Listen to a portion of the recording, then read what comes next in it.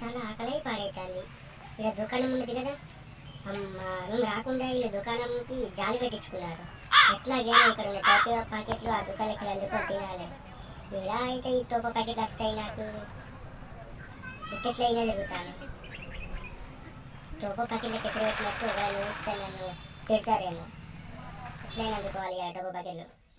నా వెంట రాకు సురేష్, నేను వెళ్తున్నాను. ఏ అనుష ఆగు, వస్తున్నాను. ప్లీజ్ ఆగు అనుష, ప్లీజ్ అనుష ఆగు అక్కడ. నీకు ఎన్నిసార్లు చెప్పాలి సురేష్ నా వెంట రావద్దని?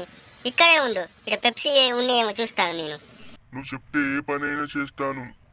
ఆగు సురేష్, నేను దుకాణానికి వెళ్ళి వస్తాను. ఆగు. ఆగు అనుష, నీకు తోడుగా నేను వస్తాను.